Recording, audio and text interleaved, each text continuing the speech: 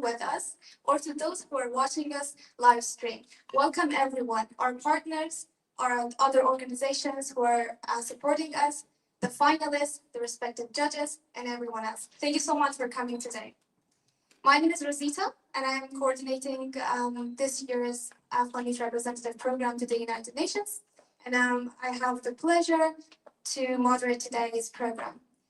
Before I begin, I would like to take a moment to express my sympathy with the people of Afghanistan who have recently been affected by earthquakes that disturbed their way of life and killed a lot of people. I wish to our people full recovery and peace. So today is the final round of Afghan Youth Representative Program after 3 years pause. And I would like to invite Ajmal Ramyar, the executive officer for the Afghan APT, sorry if I am mistaking the positions. Please come and have your opening keynote.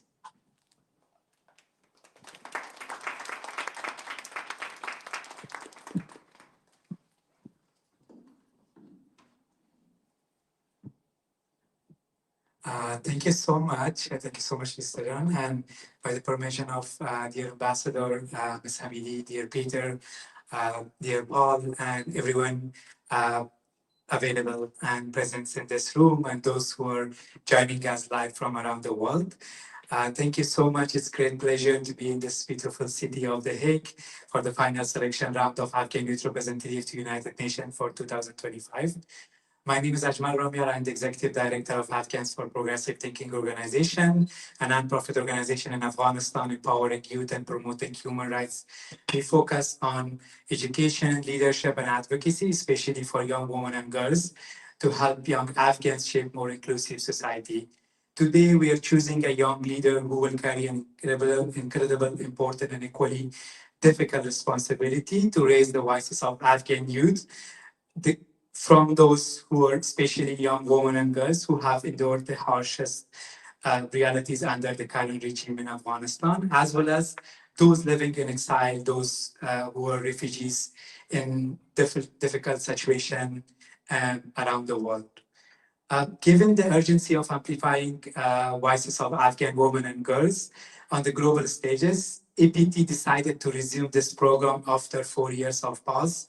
This program was initially launched in 2018 with the support of Netherlands Embassy in Afghanistan, and this program gives an opportunity to one young Afghan men and women to brief the Security Council for the first time in the history of Afghanistan. From 2018 to 2021, APT led the program for 4 years.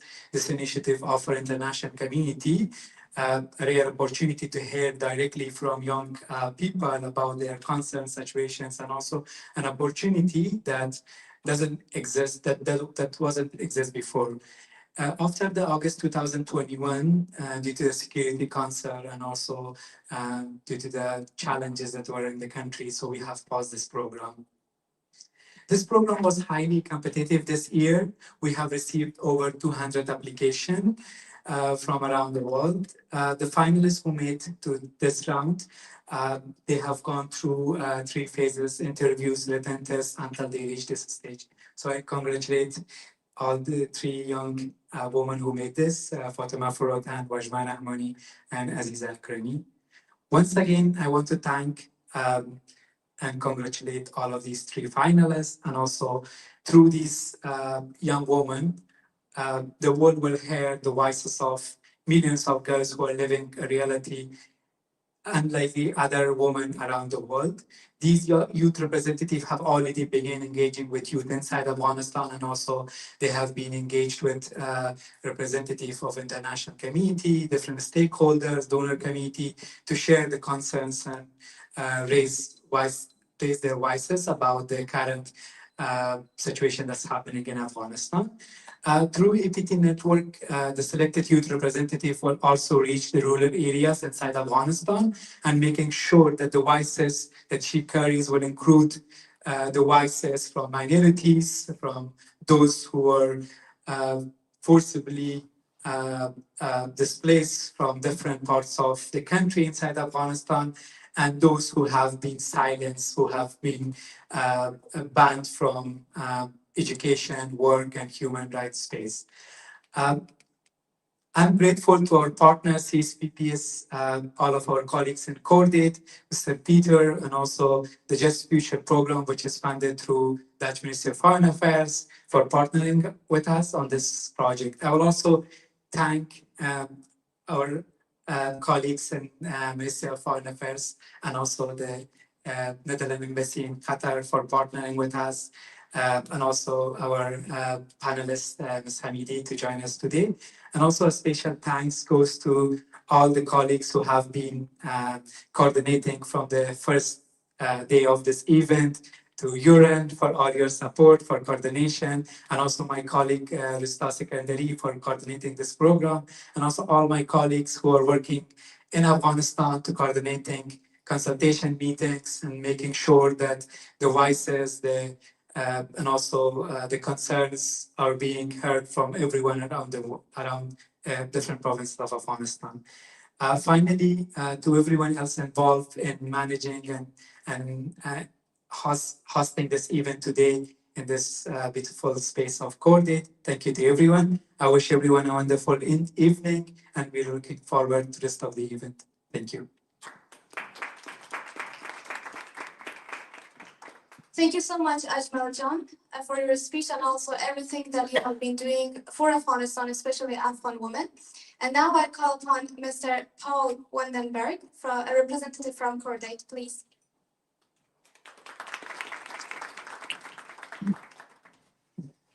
This is such an exciting moment, and I want to applaud APT and also the Dutch Embassy for making this possible. So after a couple of years of not having this competition, it's really unique that it's restarted again. And it's, I think, in a crucial phase now that young Afghan people get the opportunity again to let their voice and their opinions heard at the level of the UN. So I think that is already a goal in itself, and I'm really looking forward to the pitches of the three finalists.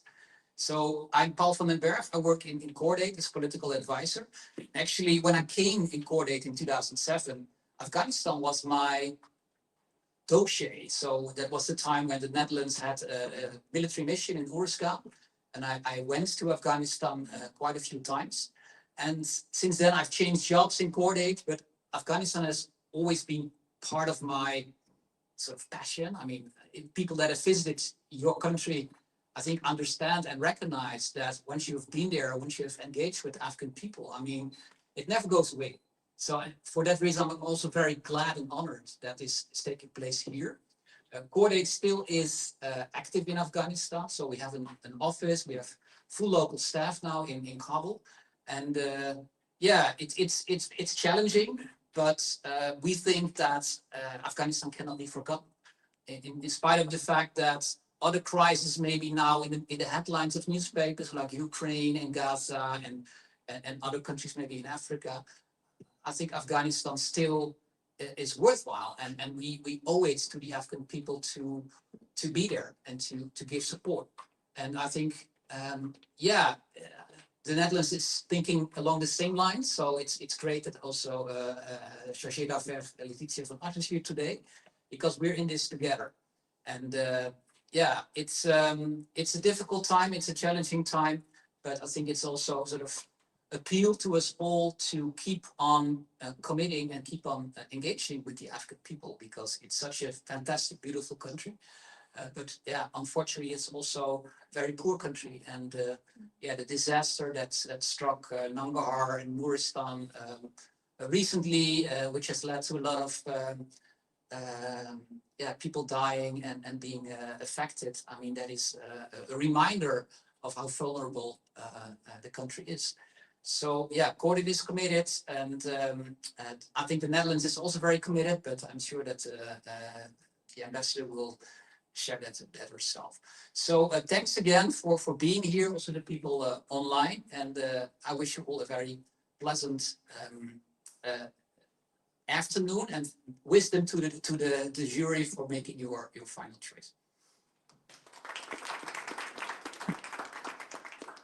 Thank you so much, dear Paul, for the commitment that you're having for Afghanistan. And now I would like to invite Miss Excellency Ambassador Letitia Wanash, who is working and serving as Charge d'Affaires of the Kingdom of Netherlands for Afghanistan. Please.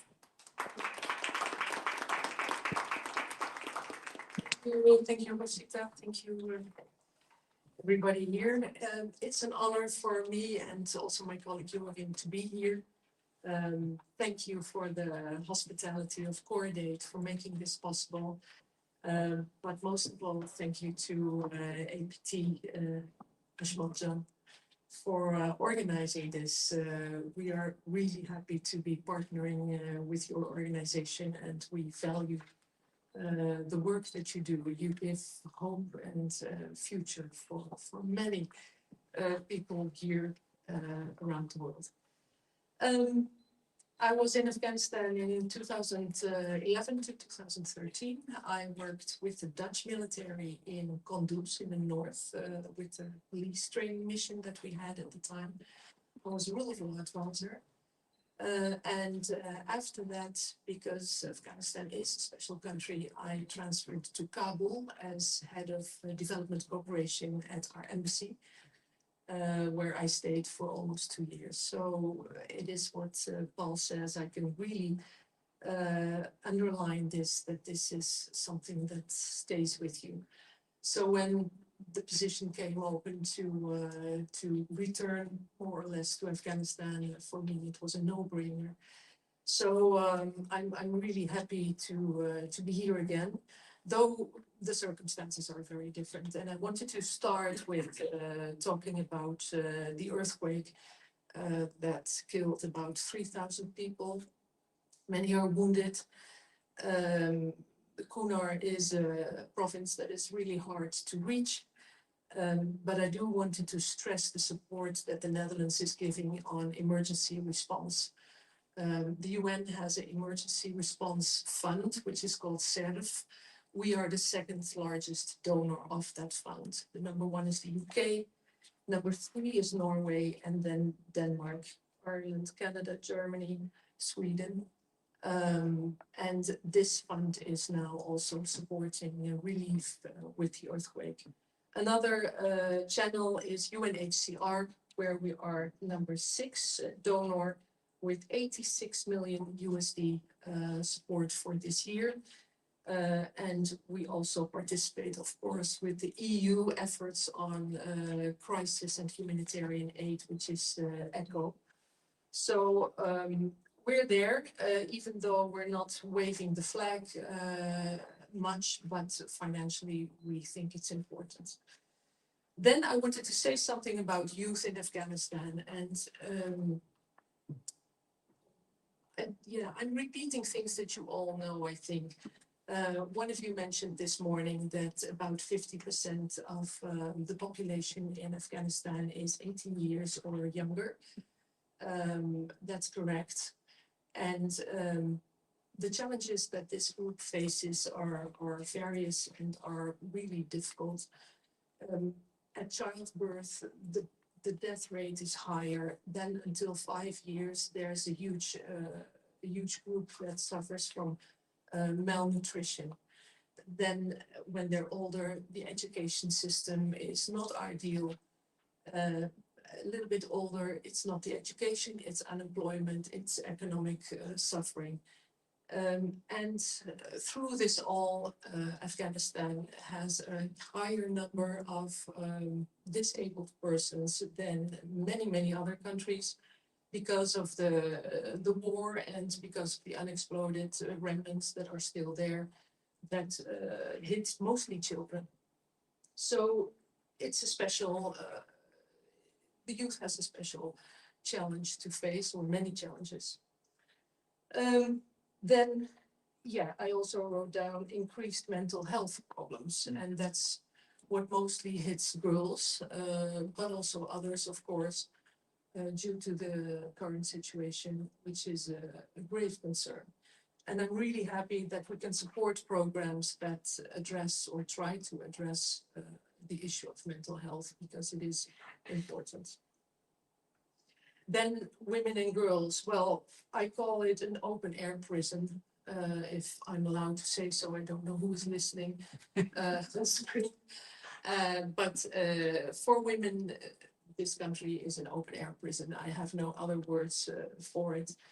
We've seen since 21, when Kabul fell and Taliban took over, we've seen about 100 edicts from the emir in Kandahar that that define the role of women and girls and mostly limit the role. And in fact, what we're seeing is that women and girls are erased from public life. And I have made a whole list of what women and girls are facing. Schooling is only possible up to 12 years. Movement outside is only possible with a mahram. No right to leave the country without permission. Not allowed to speak in public. Strict hijab regulations and chador regulations. Beauty salons shut down, and those are important places to meet and to socialize. Gyms and parks are forbidden for women. Child marriage, forced marriage, domestic violence are on the rise. Harassment of female employees, and we've seen lately that women are not allowed to go into the UN to work, local female staff. No access to contraceptive medication or devices. Corporal punishment, flogging, also women suffer that in public. And that leaves us that about 78% of women and girls are now not in a job, not at school, not in any training, just sitting and being locked up in this open air prison. This situation is very painful and hurtful, and this situation hurts the country and the future, as you also mentioned this morning. This is only 4 years, but 4 years is long, especially for young people, and we have no view on any change. Is there any hope? And hope is also the word that was mentioned this morning and important to us. Flexible interpretation of the edicts give sometimes relief and maybe some hope that within Taliban there is dissent on all these rules and regulations, and maybe from the inside something may change. The second point of hope for me is the countries that have an Islamic population. As far as I see them and hear them and talk with them, the Islamic countries are absolutely totally unhappy with how things develop inside Afghanistan, especially when it comes to the position of women and education in this. And I really hope that these countries have more impact and are stronger than our voice, at least, to get a positive change. But my third point of hope is you. You are, all of you, ambassadors for your own country, and I really, really admire how you have been fighting and how you do the advocacy for your country and your people. I really think that this is a way to go, and this represents this part of Afghanistan that we need to know. So for me, if we need to do the final selection, it would be all three. Jordan asked me, do you have a preference? All three is my preference. So for me, what you do and what you represent is a hope and a beacon for the future of your country and your people. So that's what I wanted to say. Thank you so much. And yeah, I look forward to the rest of the evening. Thanks.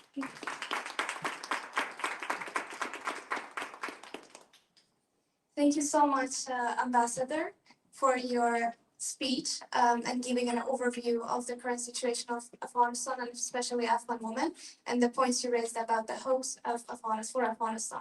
Indeed, all of our representatives are representative in themselves, and definitely they're going to increase awareness both inside and outside Afghanistan. So without further ado, I would like to introduce to you today's judges. Who are also coming all the way from different countries in The Hague, and they're collected here. Ajmal Ramyar, Executive Director of APT. Ms. Samira Hamidi, who is coming from London, Amnesty International. Dear Peter Wansluwe, I hope I'm pronouncing your name correctly, who is our partner from CSBPS representative, and also Ms. Ambassador Latisha Owanash, who's been serving as a charge d'affaires of the Kingdom of the Netherlands for Afghanistan. Thank you so much once again, and also I'm looking forward to have your deliberations at the end of the program. And now I have the honor to introduce our finalists. Wajmajan Rahmani, Azak Rami, and Fatima Furutan. Maybe have a round of applause for them. So I'm not introducing them to you.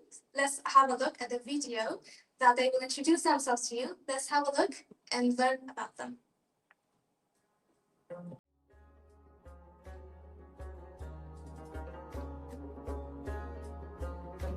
Hi, my name is Aziza Akrami. I'm a social entrepreneur and activist. It's been 2 years that I'm living in Portugal since I have completed my master's degree in business administration at Porto Business School. And I'm working here currently as a business analyst, and also I'm program director and co-founder of Empower Circle, which is an initiative providing health services and health education to over 8,000 women and children inside Afghanistan. Besides that, I have worked more than 5 years in different humanitarian projects inside Afghanistan, and I help multiple organizations to raise over $500,000 in funding that led to support thousands of people inside Afghanistan. And my recent major advocacy effort was in McKinsey Forward program for 500,000 global learners, and I make sure that our voice is heard and we as Afghan youth are included in these opportunities. Being selected as a finalist, it was both a great honor, but at the same time a very challenging responsibility for me, and I hope that I carry the voice of millions of Afghan youth, especially women, that currently struggling, their voice being silenced and their dreams being cut short. And I firmly believe that we Afghan youth are the future seesaw for our country, and we have the power to change. If I have given opportunity to represent youth of my country in a global platform like United Nations, I make sure that our voices, dreams and struggles being heard and counted. And we as Afghan youth, we are not just passive recipients of aid. We're visionaries, we're leaders, and we're experts. And we want to be included in future of our country as equal partners. Hi, I'm Fatima Furutan, currently based in Australia, working within policy and advocacy sector. Recently completed my Master of Public Policy. Much of my work focuses on access to justice for migrants and refugee communities, especially those who are experiencing intersecting barriers. I also mentor newly arrived Afghan refugees to access educational and employment opportunities. I co-lead an initiative to support few Afghan girls to study nursing and midwifery in the neighboring countries. It's an honor to be selected as a finalist in such crucial moments in Afghanistan's history. Afghanistan challenges require international solidarity with the United Nations as its foundation for collective action. If selected, I will use my capacity in this position to elevate the priorities and perspectives of Afghan youth, especially women, girls, and minorities who are excluded from the current structures of power in the country. Assalamu alaikum and greetings. My name is Wajma Rahmani. I'm an education activist, a women's rights advocate, a policy analyst, a refugee, and a master's student in global affairs. I support Afghan-led initiatives for girls' education, mentor refugee youth, and work on women's economic empowerment in Afghanistan and Canada. I also serve as a global youth ambassador and advisor for international networks. But above all, my work has always been rooted in the struggles and hopes of Afghan communities. I hope whoever is selected as the Afghan youth representative will not just speak for themselves, but for the millions of Afghan youth who have endured war, exile, and silence, and will remind the world that Afghan girls banned from school and youth denied opportunity still carry the hopes for a better future. My message is clear. Do not forget Afghanistan and stand with its youth as partners in rebuilding a just and peaceful Afghanistan.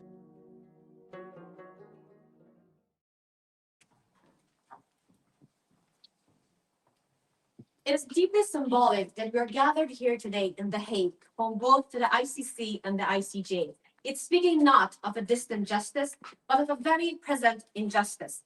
We have brought the voices of Afghanistan's women and youth to the very heart of the international legal system. It's not just symbolic, it's a reckoning. A reminder that institutions built to protect human dignity are being tested by one of the gravest human rights crises of our time.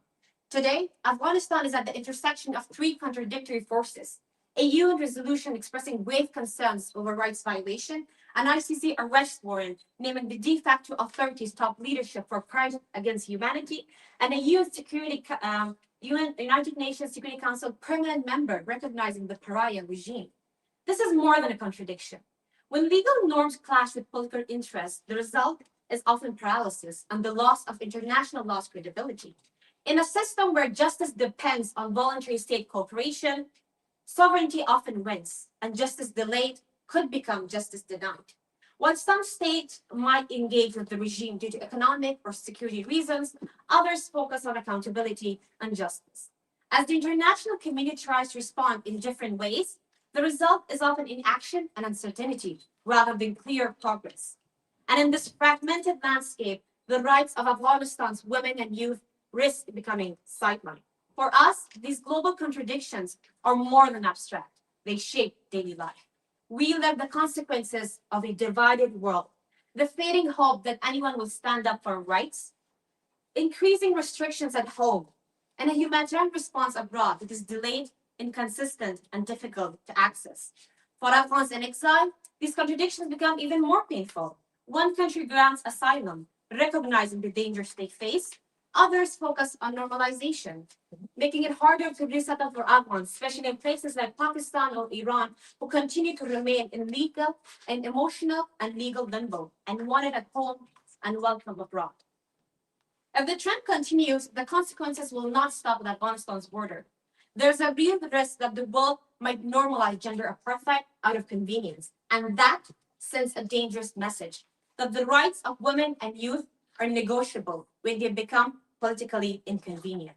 Yet, even in this difficult landscape, there's still resistance. The ICC warrants matter, not because arrests will happen tomorrow, but because they send a message that the suffering of Afghanistan's women and youth is not invisible, that persecution based on gender is not culture, it is a crime. This kind of legal recognition matters. It sets the ground for transitional and restorative justice. It tells the girl back from school, the youth silenced by violence, you're not forgotten, you're seen. So how do we move forward? How can justice and diplomacy coexist in places like Afghanistan? First, by refusing to see them as opposites. Justice and diplomacy are not mutually exclusive. If diplomacy negotiates interests, justice defends principles. Both are needed and both must evolve. The real danger is when they work in isolation. What is the point of an arrest warrant if a peace deal offers immunity? What is the value of peace if it comes at the cost of accountability? For this reason, we need a dual-lens strategy: immediate practical diplomacy to open up humanitarian space and a long-term commitment to justice and accountability. Justice cannot be abandoned. It can be sequenced, kept on the table, even if diplomacy takes the lead. In the interim term, there are practical steps that can be taken through diplomacy, using technology as an enabler for education, health, livelihoods, and connection, advocacy abroad and exile to make sure Afghanistan remains visible, and conflict-sensitive funding for youth-led initiatives to shift the narrative from victimhood to agency. In the long term, we need to move beyond quick fixes to ensure justice is delivered, increase diplomatic pressures tied to real benchmarks around women and youth rights. The codification of gender apartheid as a crimes against humanity, this isn't just about Afghanistan. It's about setting a precedent globally and a permanent accountability mechanism that remembers all crimes, not just the convenient ones. And let's remember, development is not a political prize. A school, a road, a clinic, these are not symbols of a particular regime. They are lifelines of Afghans, they belong to Afghans, and they must last longer than the politics of the moment. They're investments in dignity, in stability, and in a future that should never be held hostage to power. Let me end with this. In every generation, there's a line drawn between what we challenge and what we tolerate. If The Hague reminds us of what justice could be, then September 11 reminds us of what would happen if we abandon it. We may not yet have the power to undo injustice entirely, but we have a responsibility to name it, to record it, and to refuse to normalize it. And from The Hague to Kabul, justice begins when we say, this is not acceptable, not in our name. Thank you. Ashaka.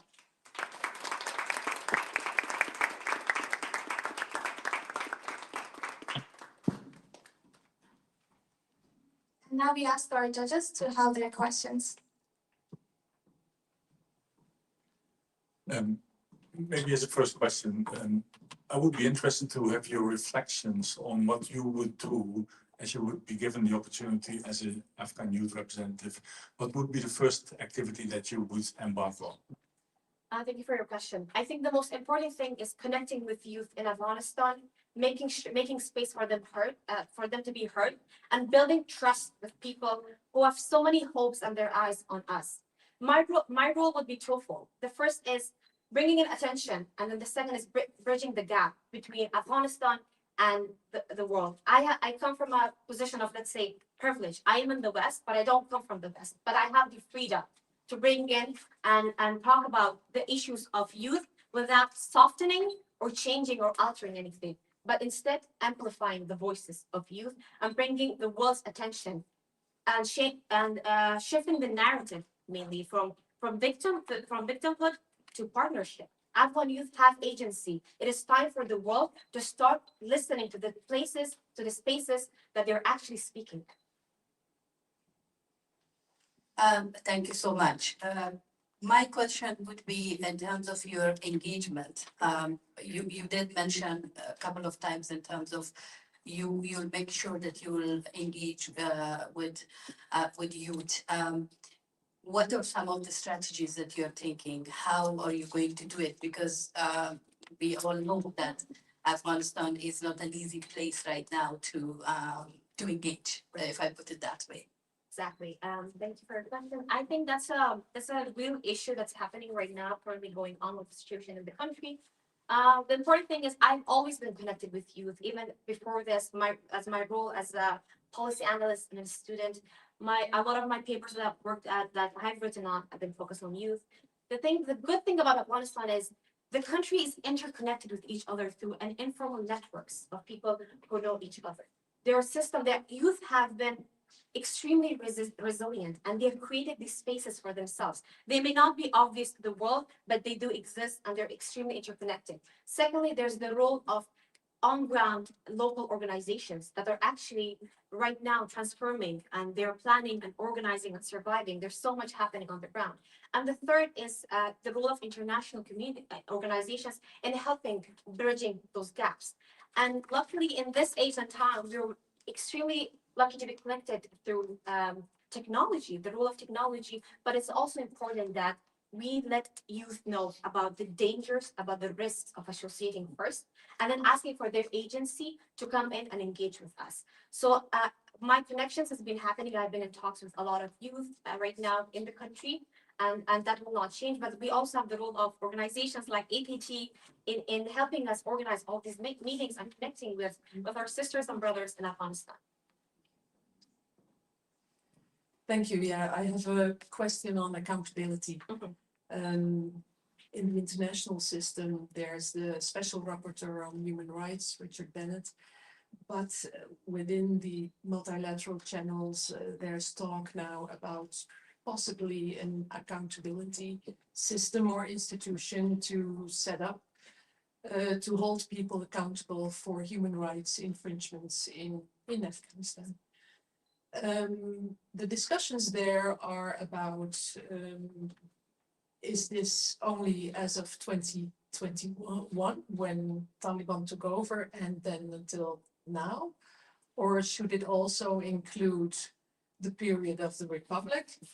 That's one thing. The second thing is amnesty. It doesn't solve everything, as you rightfully say.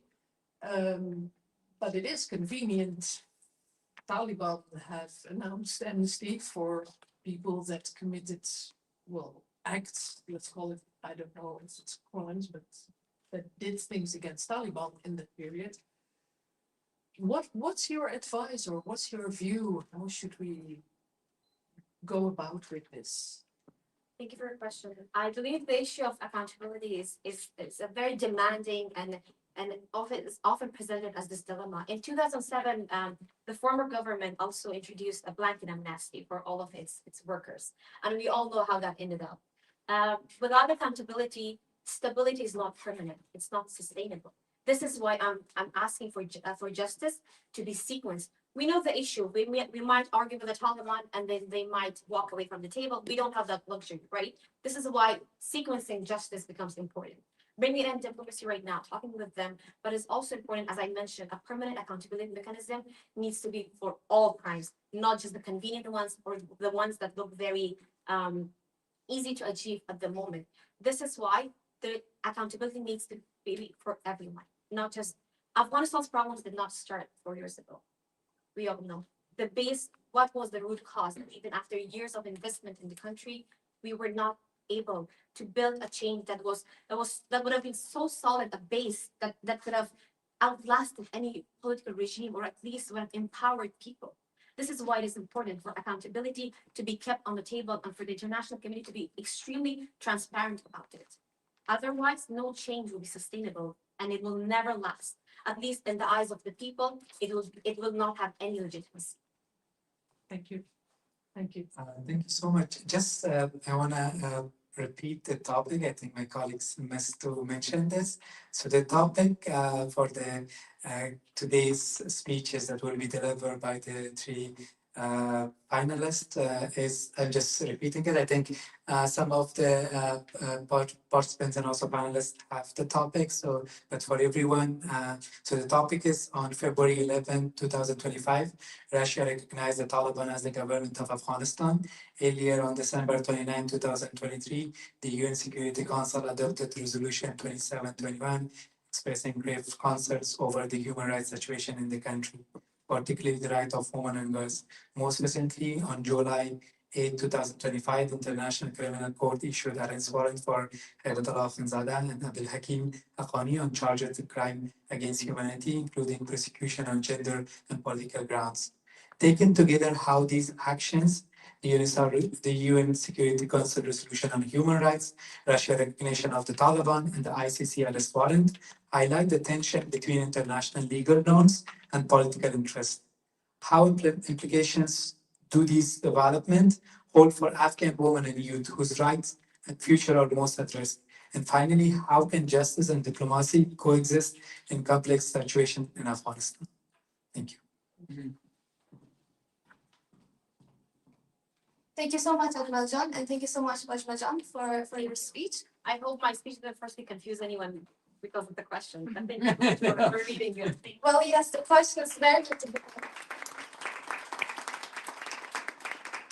In the personal situation is also very complicated. And now I would like to ask our second speaker to deliver her speech. Bajma-Jan. Thank you, Rizka. When the earthquake struck Afghanistan just days ago, the devastation was severe, but for women and girls, it was catastrophic. With no female doctors or aid worker, women were left bleeding, giving birth, and even died without health care, possibly due to preventable complications. And this is just a tiny glimpse into deep structural failures that shapes Afghanistan's reality today. And the international community during the past 2 years responded in 3 ways. First, UNSC Resolution 2721, expressing grave concerns over the rights of women and girls in the country. The ICC arrest warrants against the 2 senior leaders of the de facto authorities for the charges of crimes against humanity. And third, the Russia's recognition of that very same regime. Taken together, these actions reveals the very deep tension that exists between international legal norms and geopolitical interests. Now, while the UNSC Resolution 2721 and ICC arrest warrants are deeply meaningful and important, but unfortunately, without the consensus between the state members, it remains unenforceable. And on the other hand, Russia's recognition of the very same regime that may not necessarily mean that other countries would necessarily follow that path because of their geopolitical interests, but it does offer one message to the people, that without that due to geopolitical interest, it may overweight the human rights obligations that the countries may have. Now, the gap is clear. Without cooperation between the permanent member states of the UNSC, the United Nations Security Council, the United Nations Security Council, even the very strong justice actions may remain may collapse to just statements without enforcement. Now, what are the implications for women and youth in the country? We often think of the very obvious things that we are being told on the headlines. Women are being banned from education, from employment, for lack of freedom of movements in the country, and even increase of madrasas across the world. But it runs a lot more deeper than that. It's about how gender and age intertwines with ethnicity, with class, with invisible or visible disability, with mental ill health, and even the type of education that you're offered or denied to. Now, I'll give you a few examples to make it clear for you. Imagine a girl in a rural area of Afghanistan, very limited access to technological resources, and at the same time belongs to a very ethnic and religious minority group. Now, she faces 3 layers of vulnerability. First, because she's a girl, she cannot access school. Second, because she belongs to an ethnic or religious minority group, another layer of exclusion. And third, because she lives in a rural area, she may not have access to explore the educational option. And now it may lead to a lot more problems. It may lead to her being victim of family violence, child marriages, forced marriages, and the list can go on. And boy who's going to a madrasa, not necessarily out of ideology, but because there is no other alternative option for him to go to that and getting exposed to another alternative worldview. The very fact that I'm standing here today is an intersection of my privileges. I'm outside the country. I have the right paperwork at the right time to be able to travel here today. I don't have any major disability to be here today. I've had the right to access education. When you're talking about Afghan youth, the implications can go a lot more deeper, and we cannot have a very superficial lens when we talk about that. But the other 2 implications are nationwide. First, there is no representation for women, youth, minority groups in the current structure of power in the country. And second, because of that exclusion, the vacuum is being filled by something far more dangerous: the extremist education that takes away the alternative worldviews from the next generation of the country. Now, where is the solution? Can justice and diplomacy coexist in a country like Afghanistan in the current situation? Now, we all know that the current structure of the country has shown during the past 4 months that the current regime is neither justice-oriented nor diplomacy-minded. So in the short term, it's pretty much not possible to have both, but it doesn't mean it's impossible and we shouldn't have any approaches. I think that a combination of top-down and bottom-up approaches could help us get somewhere. First, we need to keep the framework alive. The UNSC resolution 2721, ICC arrest warrants, and at the same time, efforts to codify gender apartheid and using codified gender apartheid in South Africa as a successful example. And also the engagement with the Taliban should be conditional with specific accountability mechanism and not to risk normalizing what's happening in the country today. And bottom-up approach, supporting Afghan civil societies, providing safe scholarships, providing more visas for those who are most at risk in the country, and also making sure that women, youth have representation in the global stage, and supporting initiatives like this very program that has enabled us to stand here today. And now, I'm just going to end by saying one thing. I truly hope that the gap between international legal norms and geopolitical interests does not claim any more lives in Afghanistan, in my beloved Afghanistan. Thank you so much.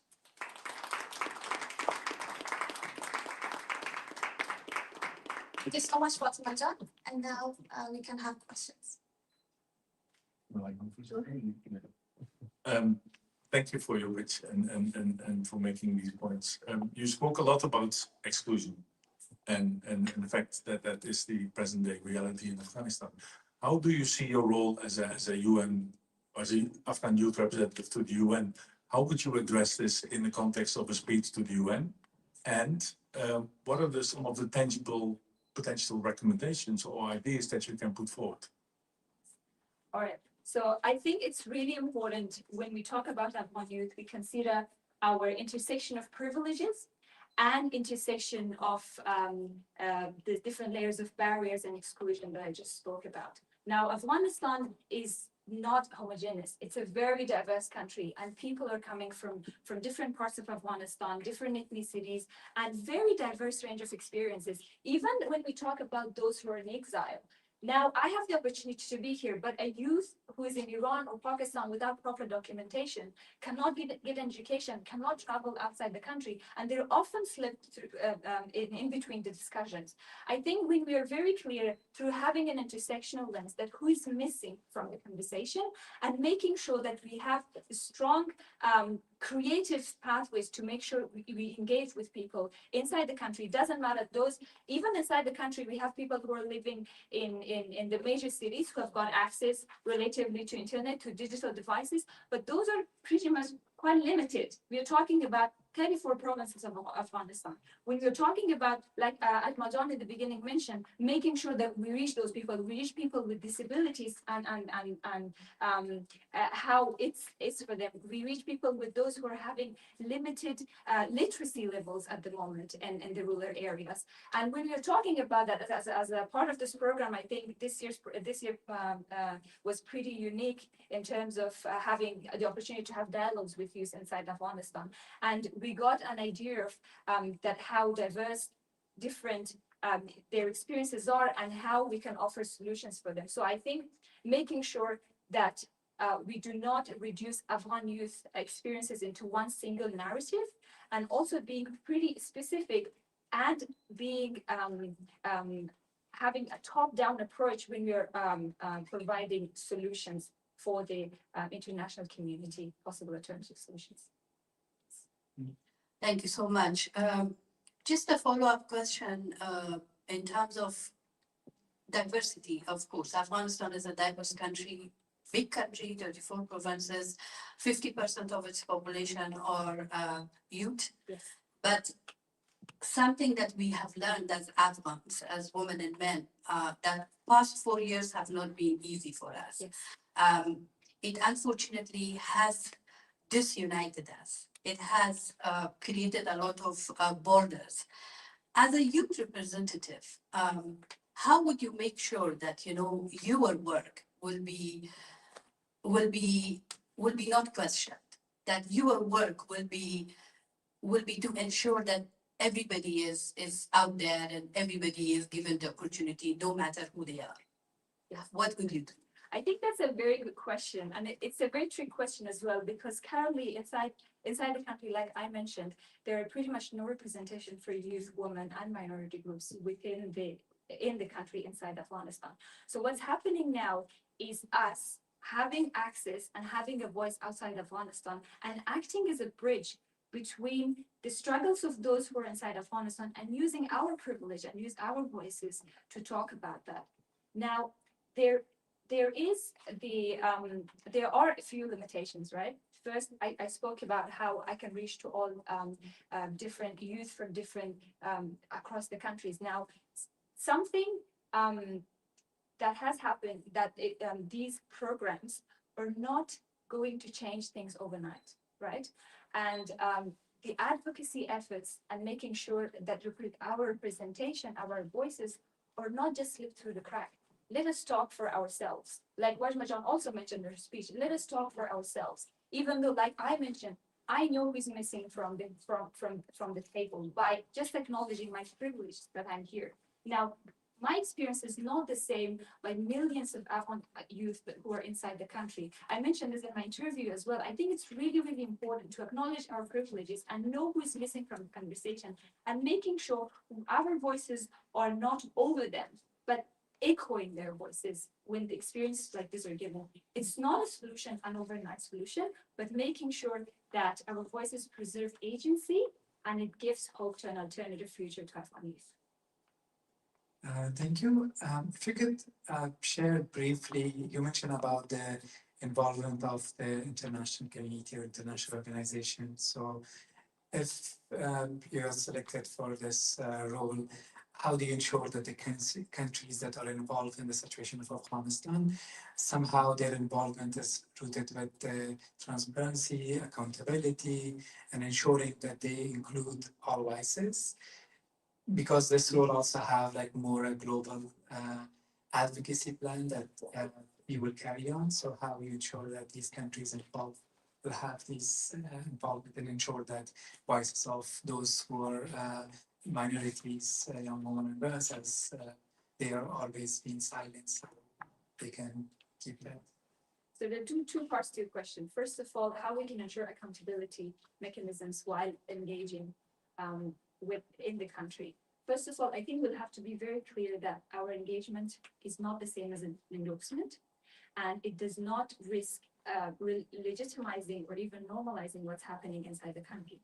And second, the representation truly matters, right? So anything that is discussion related regarding the situation inside Afghanistan, we have to know that because of the diversity in the country, we involve different voices. It's not just a tokenistic approach.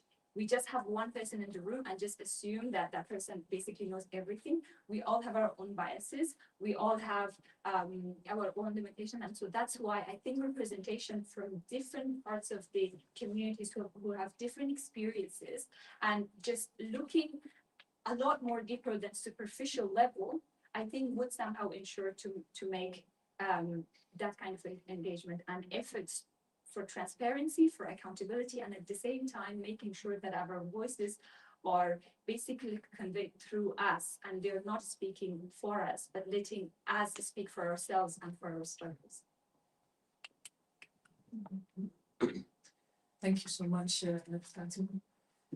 You talked about education and the lack of a decent quality of education, and also the fear or the risks of extreme ideas that are part of this education for boys and girls, but in this case mostly boys. And then we're talking about violent extremism that may be in this schooling that children receive, and the fear that seeds are planted for future violent extremism. This is a topic that also the Dutch society struggles with, and then of course in relation to Daesh, to ISIS, and Dutch nationals that joined ISIS at the time. If you live in an ideal world, well, our struggle is how do we prevent violent extremism? And we don't have a solution, or one solution doesn't fit all. Exactly. We just don't know what to do. In an ideal world, what would your approach be to prevent this extremism if it's on Afghanistan? I think part of the answer is in your question. The fact that you mentioned that one size doesn't fit all in itself is 50% of the solution, because currently we are aware of the limitations of the countries, right? There are limits on the level of engagement with the current de facto authorities, but at the same time, there are risks that we can anticipate that will get a lot more worse than we can imagine in the next decade or so.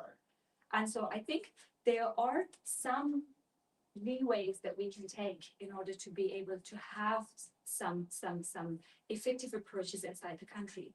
I think at the moment, making sure that the current grassroots organizations that are involved in Afghanistan are reaching to the rural areas. I understand that there are safety concerns, but with that in mind, reaching out to the people by different creative means and skill building or vocational trainings and things like that, approach there, and also starting the digital literacy skills so that they know how to use internet, how to use the digital devices. And while we do that in different parts of Afghanistan, we can use that opportunity to give them and to provide them with alternative online education. Now I understand that there's a very grave concern of safety issues inside the country, but I think when we're talking about creating opportunities to make sure that we provide alternative educational solution for those who are inside Afghanistan, I did a project back in 2018 about peer education for women empowerment in Afghanistan. And the peer education support is huge among youth in Afghanistan. As part of our dialogue, even the participants mentioned that how the university graduates are passing on their knowledge and information and the skills that they have as part of this peer support networks that they are creating among themselves. I think while we're having like these solutions, the solution is to reaching out to those communities and hearing from them. Like the resilience and the creativity that this community would show in different parts of Afghanistan, the solutions that they would show, not like a bottom-up approach, but like not like a top-down approach, but bottom-up approach would give us the idea that we may not, now the limitation is, don't get me wrong, that we may not reach every single person across the country, because we do need that top-down approach and that international pressure at the moment to make sure that we get like a long-term solution. But at the same time, I think there are some opportunities like providing scholarships for those. There are girls who have scholarships, but they don't have a safe pathway to go to third country and to go to the host country to continue their education. I think if we are recognizing the gaps and also opportunities and investing in those would somehow help us to reach as many people as we can, and we can provide alternative education pathways. Can I do a follow-up question? Just, yeah, can I just follow up? In some countries, and also one neighboring country talked about this topic too to me and said, in their view, the solution was to go through religion and to go through the Friday prayers in the mosques and to see to it that the mullahs, I think, in the mosques get trainings that are moderate, that exclude this extremism Yes. thinking. How do you feel about that, to go through religion and to make sure through the Friday prayer that everybody looks in the right direction and stays away from violent extremism? Yes, so we shouldn't forget that during the past 20 years, the majority of Afghanistan, probably 99% of the population, were Muslims. I am a Muslim. I'm a practicing Muslim, right? And All Muslims. exactly, we are Muslims, right? And we have deep Islamic values that we grew up with. I go to the mosque myself. I was going to the mosque when I was back in Afghanistan, and I think just having like a culturally appropriate lens, and I think that's a very great solution, because we do have a lot of mullahs, the religious leaders inside the country, who are confronting the current de facto authorities that how they're practicing is a violation of basic principles of Islam.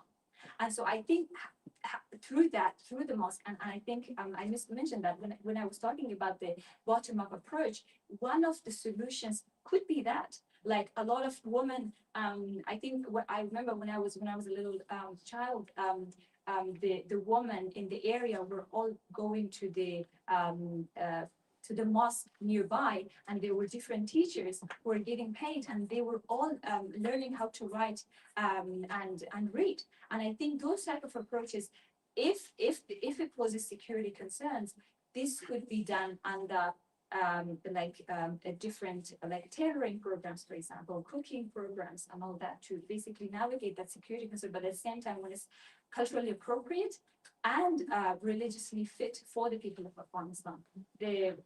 I think the values cannot be taken away from us, and having a complete Western approach would simply not work.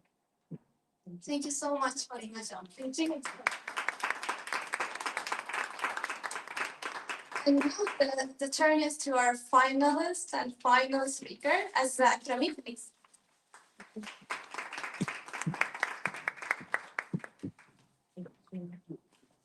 Excellencies, judges, and friends here and those online. On 15 August 2021, I was in my office when we heard that Taliban had entered Kabul. I remember running through the streets, filled with people in panic and desperation. And as a woman, I knew that with every step, I felt the weight of everything we were losing. Our voices, rights, schools, and dreams. And I lived I lived and also I worked with my sister on a clinic that was serving women and children for 2 years under the Taliban regime. And the most painful part was just being a woman who lead a women project. One of our clinics that was serving in a remote village forced to close. Our staff were arrested because they said that your health education trainings, including the breast cancer examination awareness sessions, are labeled as immoral. And for weeks, my phone kept ringing, calls from the sick mothers, from sick women and parents who were in need of medication, and I could do nothing. I wanted justice, the justice that I haven't received until this day. And like me, this is my story, but this is the stories of millions of Afghans who are currently living under the oppression in the country and who are also demanding justice. Afghanistan today stands at a crossroad where justice and politics collide.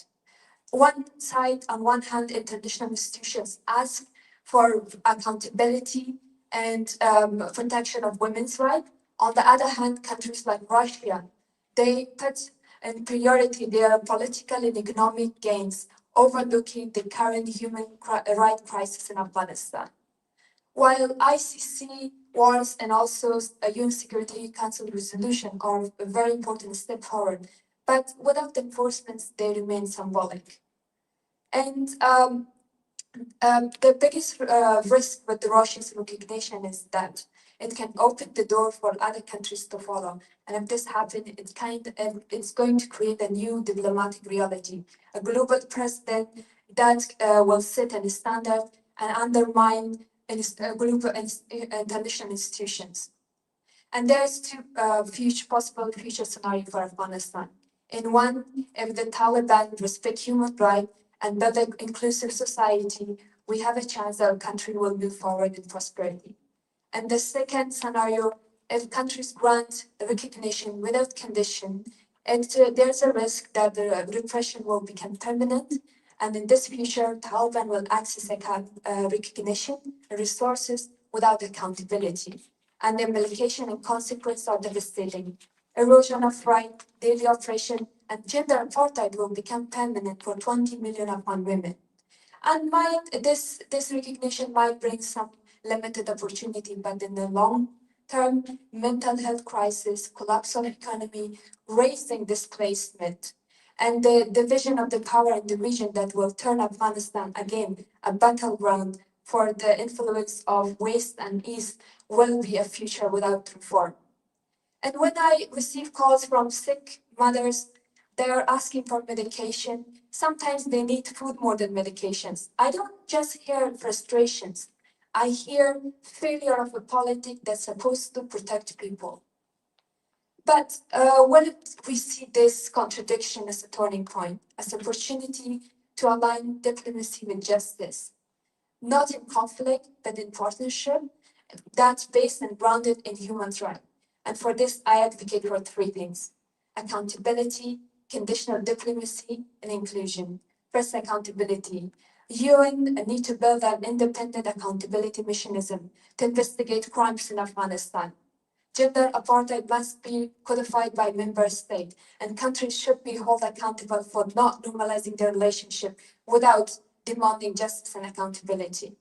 And I further propose that Islamic countries must challenge the current Sharia law of Taliban. Second, conditional diplomacy. Every engagement must be tied to actions, reopening the schools, restoring the civilians' rights, and protecting minorities. And finally, inclusion. Afghan women and youth want to talk for themselves, and they should be in the center of all peace talks and progresses for their future of the country. And I also see inclusion as allyship.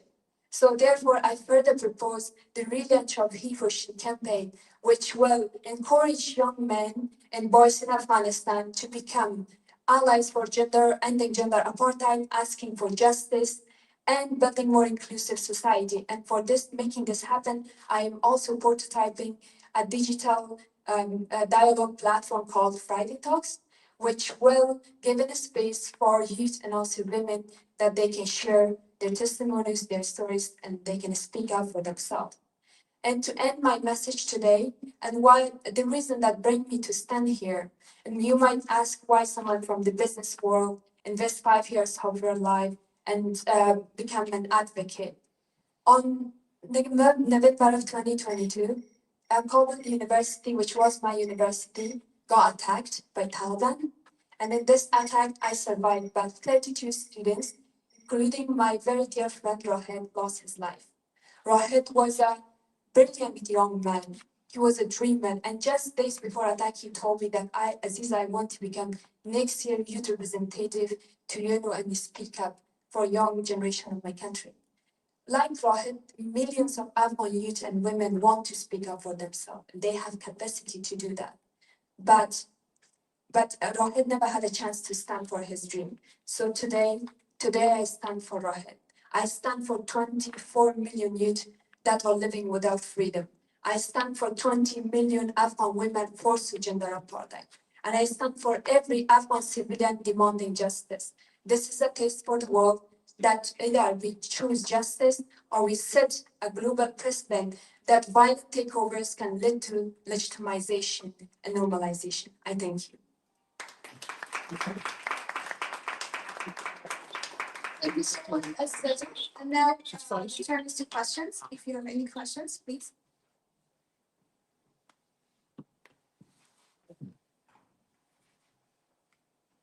When it comes to the, you mentioned about the accountability and transparency. What do you see as a complicity in a situation like Afghanistan? Because you have mentioned about like different, for example, the resolution in the past 4 years, like the efforts from the young woman inside the country, outside the country, the international community. As a youth representative, like seeing all these situations, all these legal forms, the gaps, what do you see and what would be your plan to somehow maybe reassess the situation, like once you have like the consultation with the youth and based on your experience, and how you would plan it, consider it, like take the responsibility planning moving forward as a youth representative? Thank you for your question. I believe accountability is a very big topic when it comes to Afghanistan. It doesn't just include the 4 past years, it also includes the past 2 decades that international communities and also Taliban and many other parties were involved in the war of Afghanistan. So it's a very big topic. So for that, when you ask me what will be my approach to that, first I will advocate for gender apartheid. We need more rules and laws to protect women. That it's also nature of the international law that will develop according to needs of the society. So this is a need that is currently very important and very urgent. So I will advocate for the gender apartheid to become a part of international law, and we will have a standards that will set apart the normalization and also the engagement of diplomatic engagement. And beside that, when it comes to issue of accountability, as I mentioned, and also you also mentioned, we have to push the Islamic countries that they have to become advocate for pushing and challenging the Taliban's Sharia law and keep them accountable for the laws that they enforce on the women of the country. Because these laws are not Islamic value, doesn't not define Islamic value. More than a policy, that's a policy of hostage policy, not Islamic rule.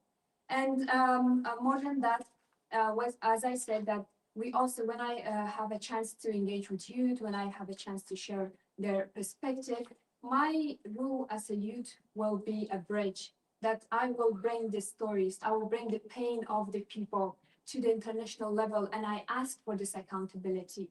And what we are right now lacking is that a very united voice from within the country, from the youths, that can actually demand this accountability, that can actually show the urgency of the issue that currently are going on in the ground. Yes, there are many escalations in the Middle East, there are many crises around the world, but in no crisis, women are treated like the way they're treated inside Afghanistan. So we need to push for this, and we need to advocate hardly for this. And as a youth representative to you, my role will be to, my number first priority is to push for the women's right and also for creative spaces and to transform the experience of the youth for international community so they can see the urgency of the crisis that's going on in Afghanistan and accountability for the results. Thank you. Thank you so much for your expose. I have a question on the UN and inclusion. There's a Doha process ongoing between Taliban and the international world through the multilateral system of the UN, the Doha process. And the Doha 3 conference of last year, the UN agreed upon the demand of the Taliban to exclude women from the conference. And the UN agreed to it. And this is not in line with their own charter. It's even, I think, article number 1. If you are working with UN as representing youth from Afghanistan, how do you deal with something like that? Well, that's very unfortunate that we are currently, as I said, there is a gray area right now when it comes to women's rights and how the international communities and other countries are approaching to it.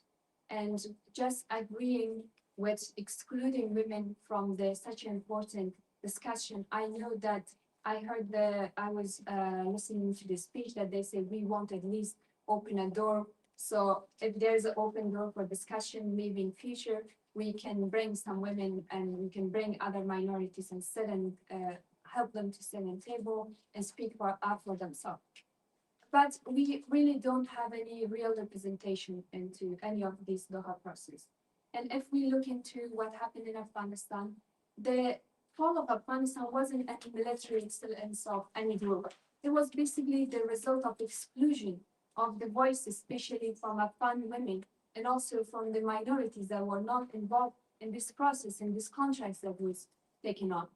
And as a youth, first of all, we have a great chance to right now stand for ourselves. We had a great chance to advocate and we say that you did this before in the past, and this led to this crisis that's going on in the country. And you not bringing us in this discussion won't change anything. This crisis will going on, and if you make another agreement, of course, we will be excluded, and of course, it's going to create the same problem. So we have a great opportunity to bring us ourselves forward, to bring us ourselves, push ourselves in this table. And I am sure that UN have a lot of accessibilities, and I hope that our voices and our advocacy going to result us so that we ended up finally in these tables and we will have a voice at least to represent youth of our country and minorities and also women. I believe one of the rules of this youth representative for the UN is advocacy. And for the past 4 years, there has been a lot of advocacy on Afghanistan situation, particularly when it comes to situation of women and girls. Now, you have been engaged on advocacy related work, as you explained. What are some of the things that has not worked that you will do differently if you are a representative that you think will be strategic and that will have an impact? I'm not asking for an overnight impact. I know we cannot change situation overnight, but some of the things that might have a longer term impact or can create opportunities. For answering your question, it's a really great question. And also it's a purpose of mine because I'm a very action-oriented person when it comes to it. And for that, I will propose 3 things. The first things that we need to push young men from within the country. We cannot deny that they still have a lot of influence. They also have accessibilities and they have more freedom within the country that they can support women inside the country. We need to encourage them. We need to help them to understand that they are in a position that they can actually help women, not further oppress them. And in the morning also we had a discussion about this, that right now men inside the country and also even businesses, they are policing women. And the Guardian News just months ago released that they say men in Afghanistan become unpaid agents for the oppression of the women. And also for the women, my friend, when we talk sometimes, they say that when we wear something outside, we just a man passed by the street and he said, don't wear this. We go to shop, we want to buy something. If a clothes is not something according to standard setup, this businessman, this shopkeeper say you don't need to buy this because it's not allowed. So we need to encourage this man to become actually an advocate for the women's right, not to oppress women. In fact, there are many religious scholars, there are men, there are boys inside the country that they are actually advocate for women's rights. And for example, I give a personal example that my father, who helped me to educate myself, finish college, come to this country, and now work for the more than in the past 6 years, was actually an advocate for women's rights. That maybe he never called himself one. Also, my brother who helped me to come to Iran to take the scholarship process, who is also an advocate for women's rights. And we have hundreds, thousands of examples that men in my community are in favor of education and helping their women. So we need to push this power further so they can become the number first advocate for the women's rights. And second, we had a discussion this morning about opening spaces for the youth from the different background, cultures, and values.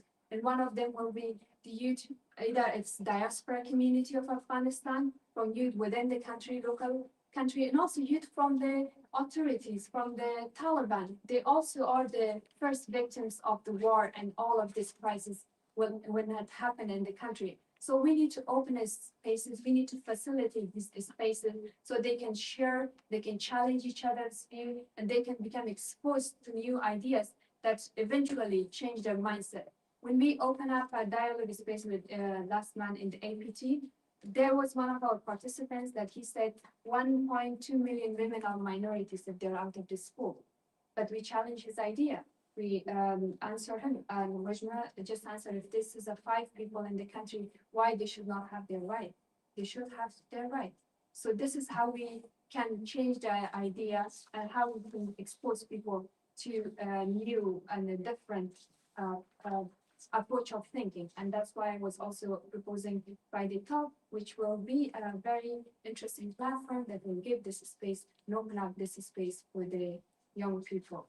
And at the end, I also mentioned the gender apartheid that I explained already, which was going to have a huge impact on the nation community.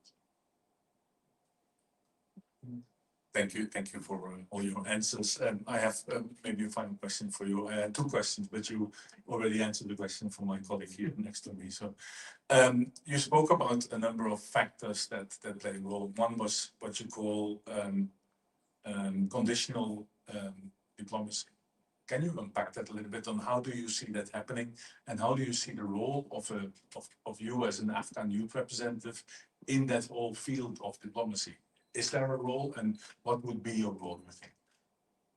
When it comes to conditional diplomacy, our number one expectation is diplomacy should not lead to legitimization and normalization.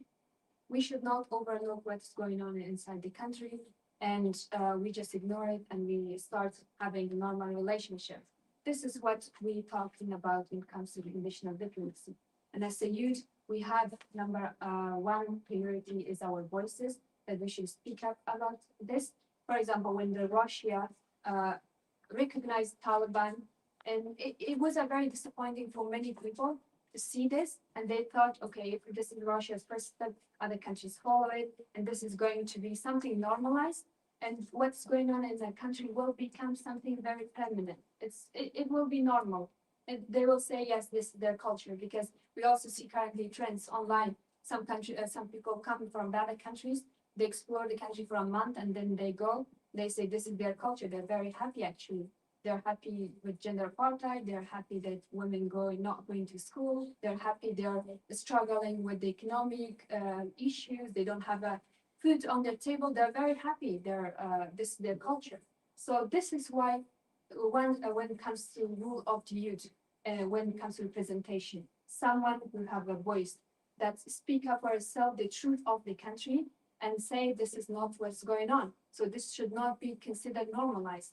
This should be also when it comes to engagement, when it comes to legitimization, giving granting legitimization. These voices, these problems should be heard and not be ignored.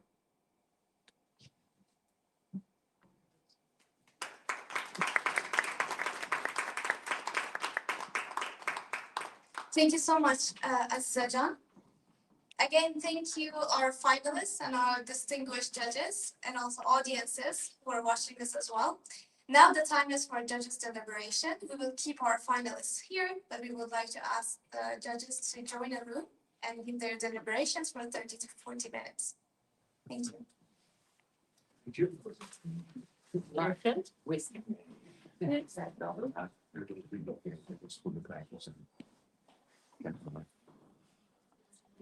And now the turn is to the audience. We have our three finalists here. You have heard about their stories, you have heard about their speeches, and now I would like to create a panel. I will sit here, but the thing is that I will ask you all to raise questions, if you have any, to any of our finalists, and I will direct it to them. Is there any questions specifically to any of the finalists you would like to ask, or a general question in general? You can think of it, it could be a Afghanistan situation, it could be on their vision, it could be around their speeches that they had. Please. Does anyone want to have the mic? Sure. Thank you very much. I have one question for all of you basically to deliberate on. We are always working on, from the Netherlands Embassy, on how we can actually change the minds of the Taliban, perhaps. What would be your advice? Do you think there is any way that we can discuss with them to try and change their minds? Anything, thoughts about that? I think I can take that. I'm too loud. I'm just without the mic. I believe there has been a sort of grudge that's been held within the Taliban themselves from the international community about ignoring them and sidelining them and not engaging them with them enough.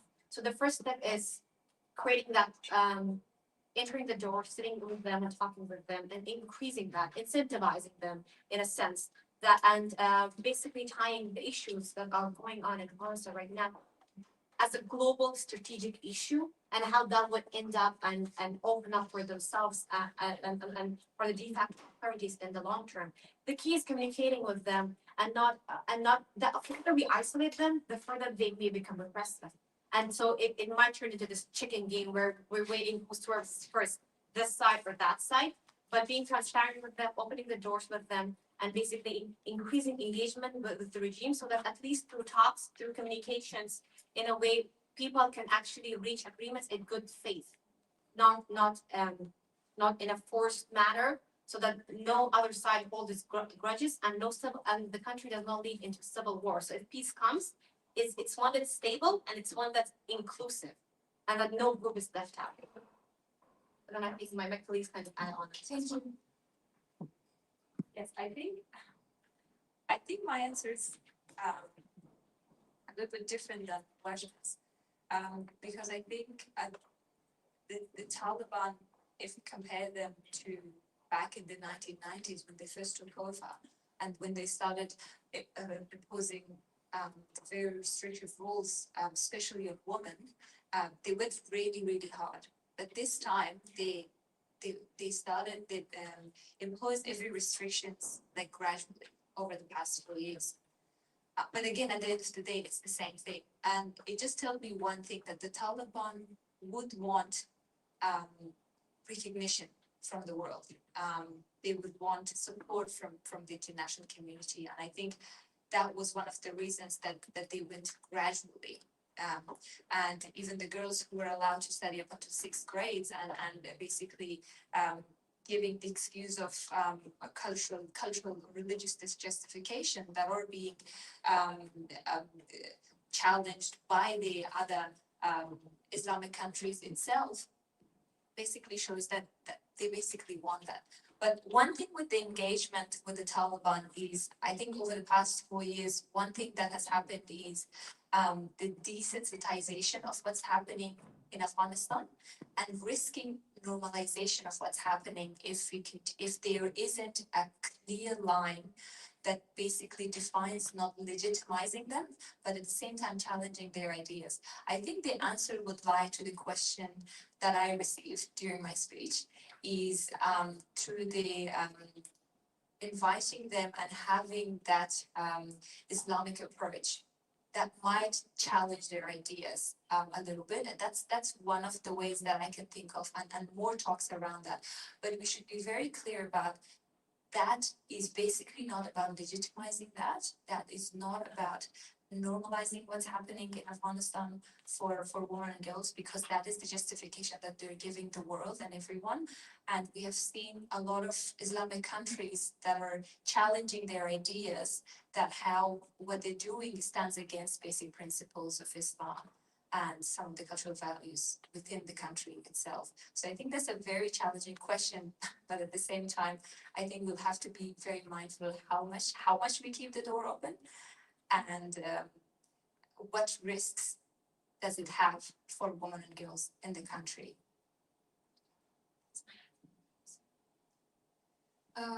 Regarding your question, I may repeat part of my answer that I gave to judges. When it comes to Taliban and engagement, we often talk about engagement with the leaders of the Taliban. We don't often talk about engagement with the people who are also working within the system of the Taliban, which majority of them are youth, even children are working as soldiers for the Taliban. So what I mentioned regarding the opening space and challenging these views are one of the ways that we can bring some change long term, but also some change that is possible. And with the Taliban, conditional diplomacy, every engagement we're going to hold, every negotiation we're going to hold should be tied to conditions. Because if we don't put these conditions and if we do repeat this mistake again, we come again the same cycle. Country come again end up with the same crisis. Human rights undermined, economy is collapsing, the regions are dividing because of the power division. This is going to end up the same crisis. So within the leader of the Taliban, conditional diplomacy when it comes to engagement, and with the people, local people itself, we need to open up more spaces for discussion, for tolerating the different point of view and challenging these views. And what mentioned Fatima also, these Islamic countries that have play a huge role, because when it comes to when Talibans say this is a Sharia law, this is Islamic values, they are could be the first advocate to challenge these ideas. And I truly believe in the power of the youth. The example can be the Nepal, what happened just few days, and when the government banned the social media and access to social media, the youth in the country stand against this, and this is not fair. So they actually changed the prime minister by asking for their rights. So we see a huge potential in youth of our country that need encouragement, and we believe that every one of us want economic prosperity. I want to, for example, go back to my country and I have a free life. And I'm sure that someone from the Taliban who is a soldier and who is young, like 20, 22, 23, he also want to have a family, want to live in a peaceful life. So we need to challenge these ideas and these norms that set it up by them. Thank you so much. Any other questions from the audience? By the way, there is also refreshment over there. You can also be home and then have them and come and ask your questions as well. Any other questions you would like to have it from you? Sure.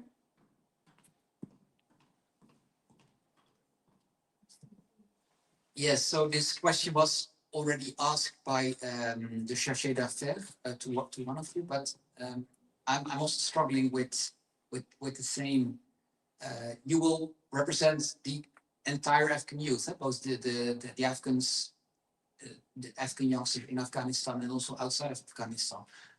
But my experience also with say connecting diaspora with people in Afghanistan, it's quite difficult because you have lived different lives, you have fled your country, other people have stayed behind, so there's distrust, maybe also different views about the future, and maybe also political differences when it comes to, okay, well, how should the new Afghanistan look like? So I was wondering how will you work to sort of build the bridges between, well, your own sort of Afghan community in your own country and maybe people that are still in your family that is still in Afghanistan, but how to connect the dots? Because in the end, you of course will be in New York or in a UN committee talking on behalf of, well, the entire Afghan young population. So how practically would your strategy look like?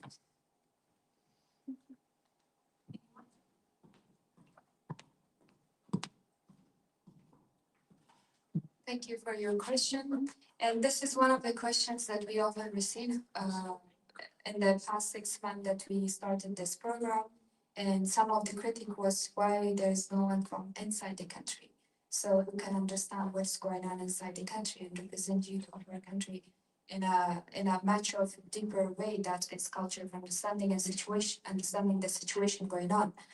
But you know, there is a security risk within the country and also a serious censorship that we cannot ignore. So every one of us, I grew up in Afghanistan. I spent 2 years under the current regime. Everyone is Fatima. She lived in the, she also grew up in the country, and she left the country when the government followed. Same Wajma. We all have lived experience being in the country, and we know what was the situation in the country. And we also experience this as a part of our life. This is also our relatives, our family members, our friends are still in Afghanistan. And we have a perspective of what's going on in the ground, what is happening in the ground. And we also have these spaces that the APT open for us, that we receive questions, we receive concerns every month, and we discuss about this. We open a space, dialogue space, and you to have the opportunity to share what is going on the ground and their problems and their perspective. So we are connected with the people of the ground. We had this experience. Our friends are still there. Our families are there. Our ties are there. Culture, values. We understand that we still keep the culture value. We still have the understanding of what's going on the ground. So as a youth representative, and our role will be to open up, as I mentioned again, maybe I repeat it again, we will open up a space for diaspora community that currently outside the country, and also for the people who are inside the country, to have an opportunity to speak up for themselves. When we talk about diaspora community, it's not like they also have all the equal rights. When someone comes as a refugee to the second country or third country, there are many problems with that. They will not already receive their documentation, they will not receive the help that they need to be, and also most of them are refugees that they don't have access to their rights.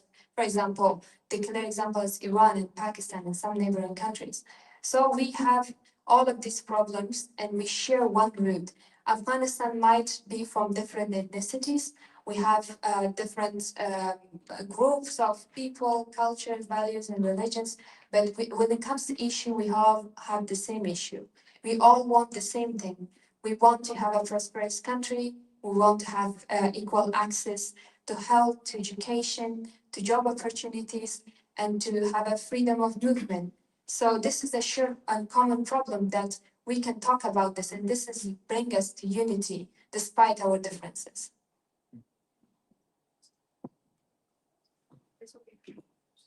I think Aziza gave like a very good explanation of how Afghanistan is like, but in terms of my practical approach is, like I mentioned during the Q&A session as well, I think I'm very mindful of not to speak for people who are inside the country. Like, I know I grew up in Kabul, but my experience was not the same with a lot of girls, even my neighbor who didn't have that freedom to get an education.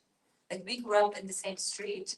I managed to go to university, but she didn't even go to school. And it wasn't because she by law she was allowed to go during the past 20 years, but she didn't have that freedom within her household to let her go to get an education, right?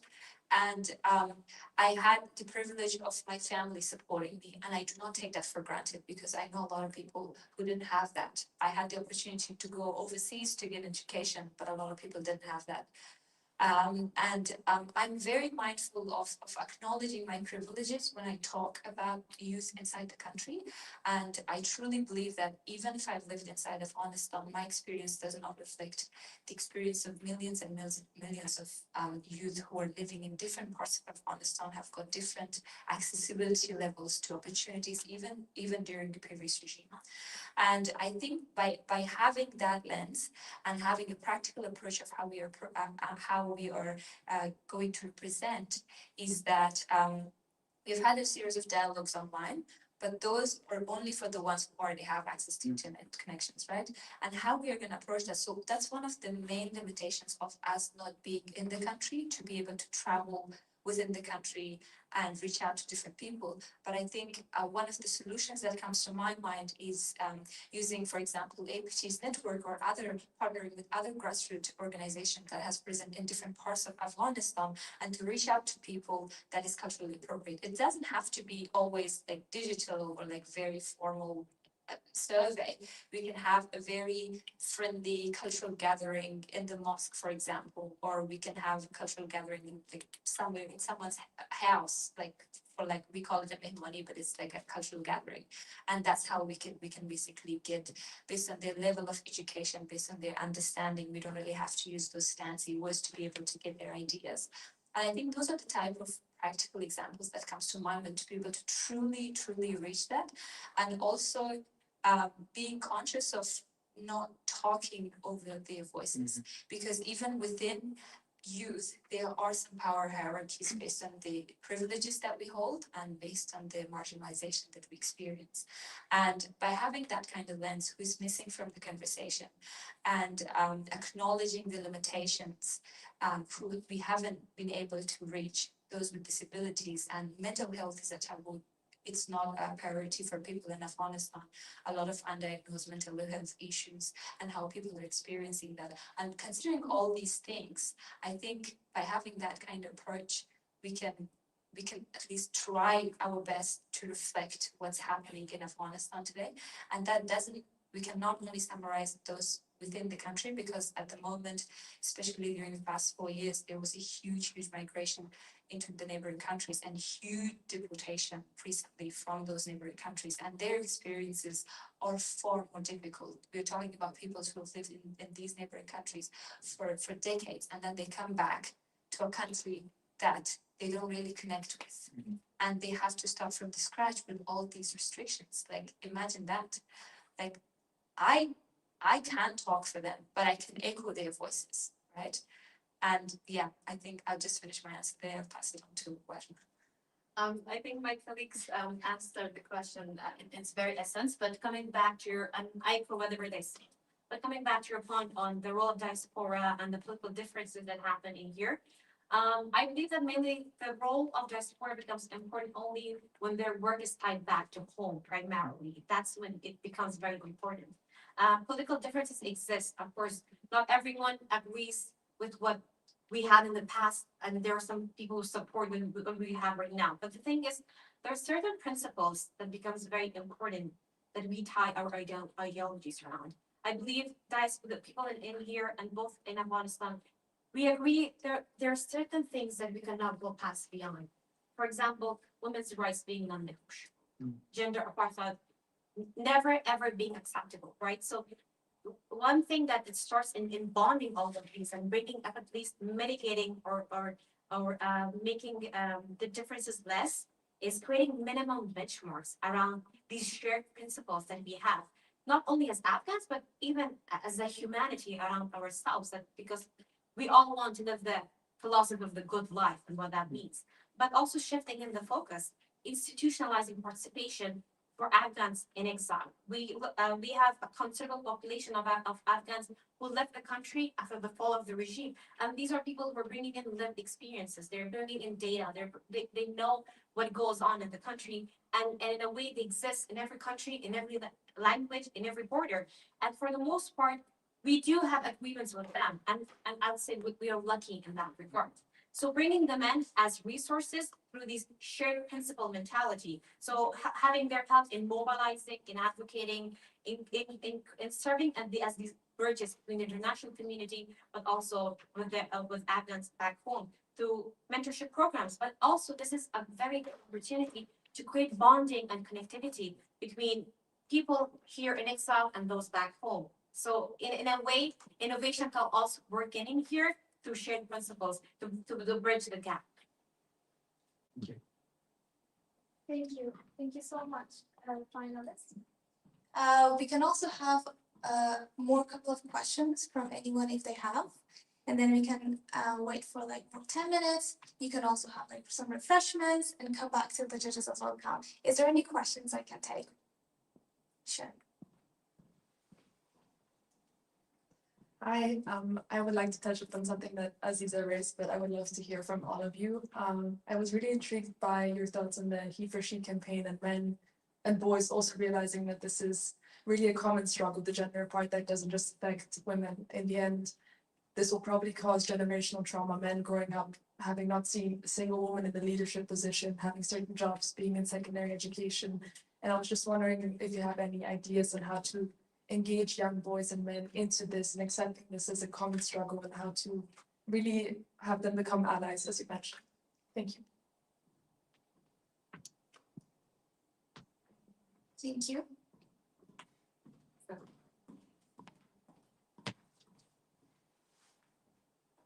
Thank you for your question. I end up with this idea of He for She campaign when after one of our dialogue, one of the women, she said that men in our country right now in our community, they become kind of more extreme toward us because when you see this limitation with the country, it has different layers. It's just not about not going to school or not going to work. We see the huge dependency of a woman should be owned by a man, and her identity is kind of removed from the society. It should be dependent on someone else's identity. For example, I say that a woman who is 40 years old, she is dependent on her son for 14 years old to go to buy groceries, go out of the home. So there you see there's a huge power imbalance when it comes to society. So I come up with this idea and I say that if this campaign was a very successful campaign and I worked out and already being something that have result in other countries, so it can also bring a result for my country, which is the perfect time we can encourage men to be as allies, to be supporter of their women. And what can be best time than being their women, see their women are the struggling the most, and then they can just also put some more struggle on their struggle. So if they've been encouraged, if they've been showing that there are ways that you can actually help your women within your society, within your community, that can be helpful for them, that can still encourage them to continue their work, education, or other opportunities in life. There is a way that you can also contribute to ending this crisis. For example, if a father who buy a smartphone who also have accessibility, more access to financial, who have more at least he's head of the house in the Afghanistan community usually. If he buys a smartphone for his daughter, so her daughter can at least go and sign in for an online course and at least can have, for example, for 2, 3, 4 years, can study without just instead of sitting at home or just being depressed. Or at least communities, if men encourage their women to still go and talk to each other and to still have their community basis when it comes to problems. And one thing I realized during working with my project in Power Circle, which is providing health service and health education for women, we work on a mobile-based clinics, and whenever there is a training or whenever there is some programs that they can come, they always come, they can sit together, they always share. Women are more open. I'm not discriminating men, but women are usually more open. They talk about their problems. They share different things because they see things from different lenses. They see it within their family, they see it within the society, they see it how it impact their children and how impact their male in their family, everything. So this is a very important point that we can push this man within our country that they can actually have an impact and they can actually be a support in the time of crisis for the women. Thank you. Just to add on some of the practical steps that could be taken, is the first is acknowledging that there are Afghan men who actually do support their women and they have played a very important and a huge role in creating spaces throughout the country, even during the past years, in parts that were controlled by the de facto authorities at the time. The second thing is building trust with communities. So Afghanistan is a very tribalistic country, and most of the population lives in rural areas. So what becomes important is taking baby steps and going into communities. One aspect can be the role of NGOs. We have localized traditional NGOs they're centered in those communities. They can start by building trust with these families. The important thing about Afghanistan is that solutions need to be centered about sensitivities.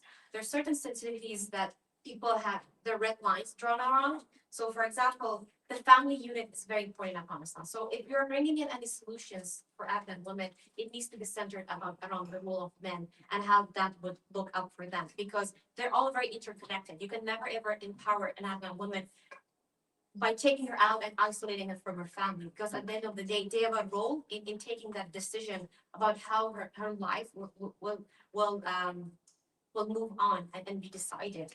The other thing is the role of communities themselves. So during the past 20 years of war, we had actually examples of schools run by communities in areas that were run by the de facto authorities, and they were actually well received. Why? Because families actually trusted them. They said that we know that they're aware of the sensitivities that go on within our communities, and we know that our children will not be corrupted. So that's why they were more willing and opening the spaces for their kids to go to school. So the important part is listening to them first and building that relation on a very, very grassroots level. And so in that kind of way, partnerships are built, but also focusing on these steps that may take long term, but they have multipliers effects within the country. And so one community after another, surely maybe it will take some time, but surely it will have some effects. Thank you so much. I think you'll also not need the mic. So is there any other questions from the audience? I have a question. Oh, please. So thank you so much. It has been extremely interesting, and it's great to hear you have lots of different ideas, and also the link to the youth in Afghanistan. So I've been working in Afghanistan in the last couple of years, and youth is incredibly resistant. One of the challenges that we do see, though, and especially nowadays in the past year, we've seen huge declining funding. And I think, unfortunately, actually after August 2021, there's been very little funding available for civil society organizations, but especially for youth. And so I'm very grateful, of course, to see Cordate and the Netherlands focusing on this. But I think the reality is that there's very little funding available. If you talk about male youth, there's almost no funding. So this is really a challenge. And I think you play a very key role. You would play a very key role in that regard. So my question to you is, do you have any specific strategies, like how can you engage, like future donors also to support youth structures and civil society in general inside the country? Thank you so much, Ms. Sarah. I think I need to welcome you again because we have been involved, and I know you from NATO and the work you've been doing in Afghanistan. Thank you so much, and now I pass it to the finalists. Do you have any specific question you want to start, or No, just in general. And I know also it's not a clear-cut answer, but yeah. So I will try to keep it short, and sure my colleagues will have their things to add on. We know that I think the most impact came from the US's cuts to fundings around the country, and then how that had in a way its own influence on other donors, and then they withdrawing and then maybe backing up a bit, becoming more sensitive to the issue of funding. There are other roles, especially for private sector from my point of view, that can get involved within the country, mainly through multinational corporations that are still working in there and they have their businesses running. We know that they're employing women there, and they are being in a way given this leeway because of the certain benefits that they are bringing in and through investments within the country. So they have a very huge part to play in here, and they can be incentivized, maybe in a way giving them soft power, stuff like that. The other goal is philanthropy. Oh, the judges aren't coming, but very sorry. Also has a very big role to play in here, but I'll be back after that. Then. Yeah. Okay. The judges are back. You don't want I patient. It's heavy work. Continue. Oh, yeah. Heavy work Yeah. on Thursday afternoon. It is. Yeah, I know. It's not easy. Where is our Legacy in action. Oh.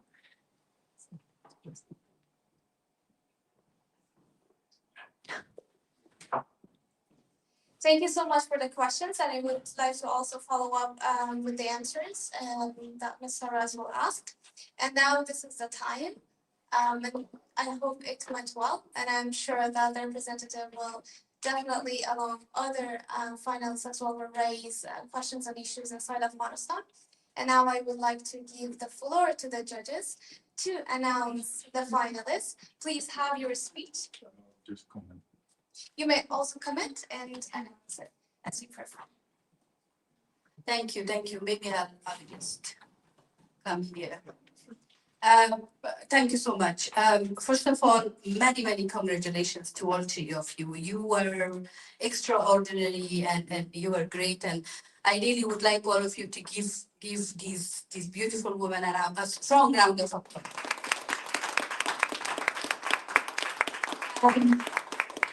This was, I don't think I've ever been in such a difficult position that I was this afternoon, listening to all of you, and of course connecting to Afghanistan through you, feeling the pain that we all have for our country, but most importantly to come to a decision. What I want to say is that you all were great. You all had such a fantastic knowledge about Afghanistan situation. You all, your research and your analysis were very clear, and it was very well shown, and in the way you spoke and in the way you brought examples and the way you humanized it. Yes, as Ambassador said, I would have loved to have three youth representatives, but unfortunately, that's not possible. So whoever is selected, I would like to say to the rest of the two, as an Afghan woman, don't be disappointed. As somebody who has been advocating for half of my life, maybe for situation of women and girls and overall situation in Afghanistan, I would say continue. And I would say support this person who's selected. With this, I'll hand over back to colleagues from APT to make the announcement. But congratulations to the one who's selected, and all the very best to all of you. Please continue what you're doing, because we all know Afghanistan needs it. Thank you.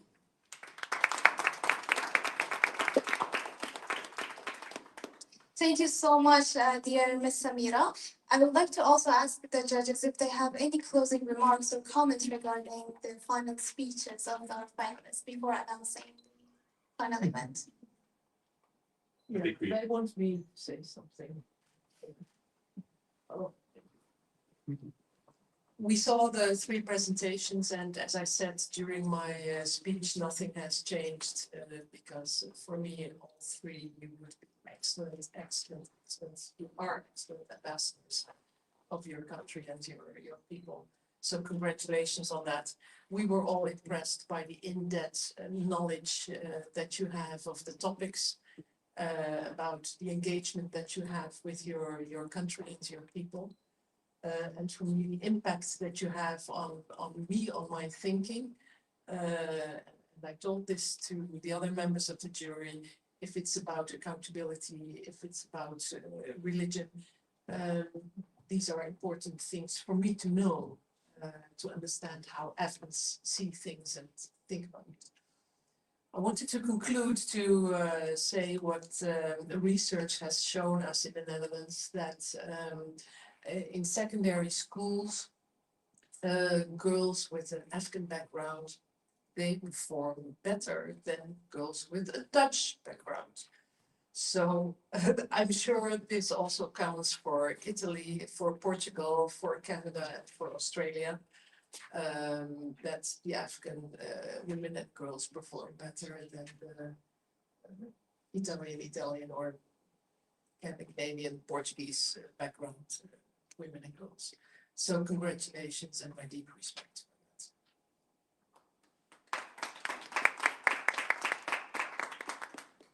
Very briefly, because I don't want to keep you waiting any longer, but it was tough. It was not easy. You made all a very good presentation and you made our deliberations quite complicated, but at the same time also we feel blessed with all, I mean, having three strong women making pitches here today and indeed making a very impressive presentation during the earlier segment of the program. So congratulations to all three of you, and I don't know who will announce. I think you will. Maybe you will announce now who is pizza then.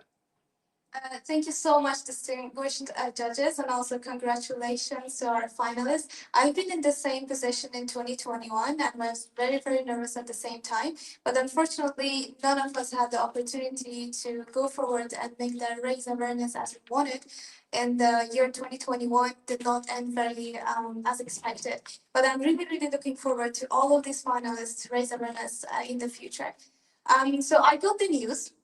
However, I'm not going to announce that. I'm going to pass it to Ajmal John, who's been doing a lot of great work with Afghanistan to announce the finalists. We're just trying to move it here.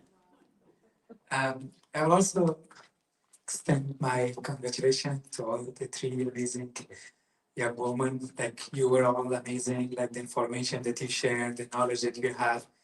I have been observing their knowledge, skills, and engagement throughout the past few months. So I was already told them like that they're all like youth representatives. They are the current leaders of both representing Afghanistan, Afghan youth, and also having their voices heard. So I would like to congratulate all of you, and I would for sure see you all to work with each other. We would be happy to support all of your journeys, and we'd be happy to see you all working together in the future. So the yes, it's really hard. Like, I know that even when we were discussing, it was not a good, it was not an easy choice for us, but the finalists for the 2025 Afghan Youth Representative to the United Nations for 2025 is Aziza Akrami.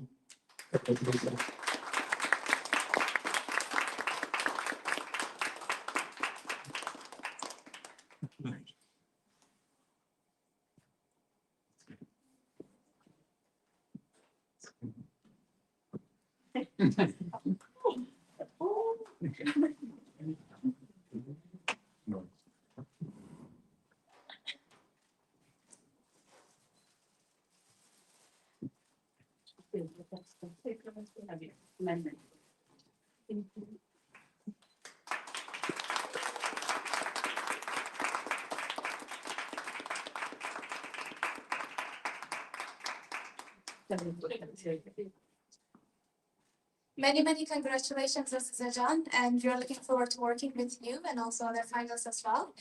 And now we would like to also congratulate our other finalists who have done an amazing job.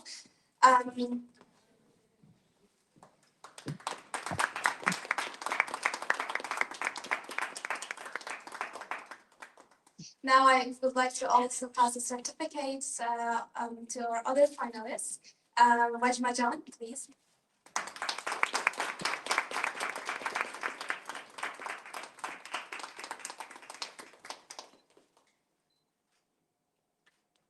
Thank you very much. Thank you. And Fatima John.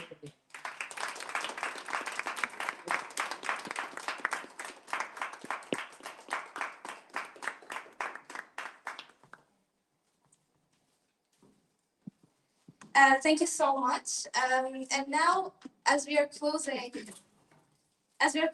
our session, we would like all of you to come here for a group photo. But before that, we would also like our finalists and judges to stand here and have a photo.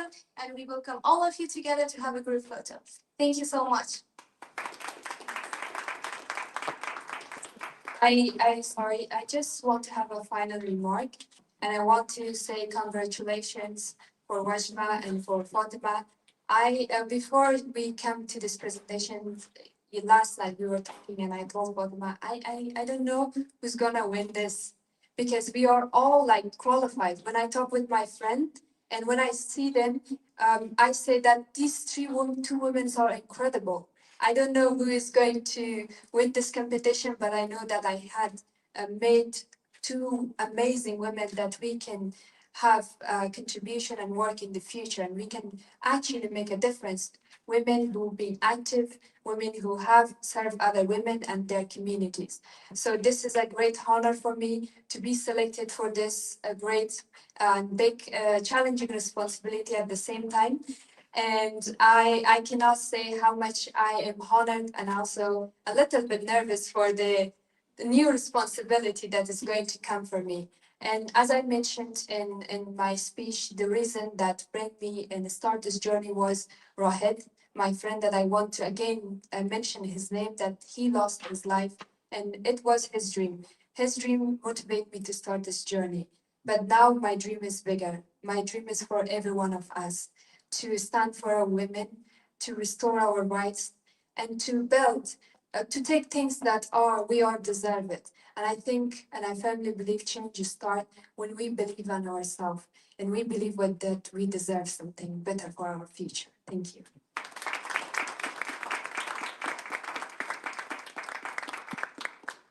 Thank you so